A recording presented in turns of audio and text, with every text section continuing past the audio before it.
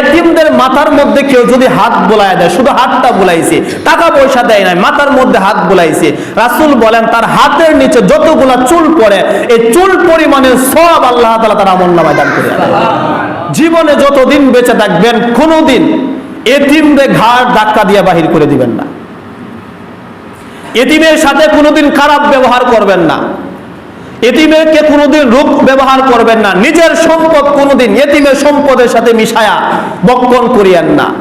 দেখেন এটা শুধু রাসূলকে বলে নাই, রাসূলের মাধ্যমে আমাদেরকেও জানাইছেন, ও দুনিয়ার মানুষেরা শুনো, তোমার ভাতিজা মারা গেছে, তোমার ভাই মারা গেছে, অনেক বছর হয়ে গেছে, ভাতিজাগুলো ছোট ছোট, ভাইয়ের সম্পদটা নিজের সম্পদের সাথে মিশায়া এতিম ফুলাফানের সম্পদগুলা নিজের বক্ষণ করতেছেন। আল্লাহ নির্দেশ দিয়েছে ফাআম্মাল ইয়াতীমা ফালা তাকহার, হাবিব এতিমরে কোনোদিন রূপ ব্যবহার করিয়েন না, এতিমরে ধাক্কা দিয়ে বাহির করে দিয়ে না, এতিমের সম্পদ বক্ষণ করিয়েন না। যদি এতিমের সম্পদ কেউ বক্ষণ করে ওইটা সম্পদ না, ওইটা জাহান্নামের আগুন ছাদ ভিতরে ঢুকাইছে। আপনি মনে করছেন আমার ভাতিজার আমি ঠগায়া দিছি, 1 ইঞ্চি জায়গা আমার দখলে নিয়ে আনিছি, 1 কাঠা ক্ষেত আমি ধামা সাফা দিয়ে নিজের আন্ডারে নিয়ে আসছি, এটা 1 কাঠা ক্ষেত নিয়ে আসছেন না, বরং আপনি জাহান্নামটা নিজের ভিতরে ঢুকায় নিছেন।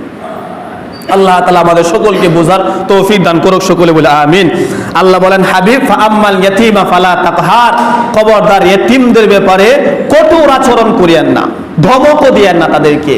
যদি এতিমদেরকে ধমক না দেন, আল্লাহ রাসূল বলেন দুনিয়ার মানুষেরা শোনো, এতিমদের সাথে মহাব্বত রাখবা, শুধু মহাব্বত রাখবা এরকম না, কেউ যদি এতিমদের সাথে ভালো ব্যবহার করে, ব্যবহার তো দূরের কথা, এতিমদের মাথার মধ্যে কেউ যদি হাত বোলায় দেয়, শুধু হাতটা বোলাইছে, টাকা পয়সা দেয় নাই, মাথার মধ্যে হাত বোলাইছে, রাসূল বলেন তার হাতের নিচে যতগুলা চুল পড়ে এই চুল পরিমাণের সওয়াব আল্লাহ তাআলা তার আমলনামায় দান করে দেন।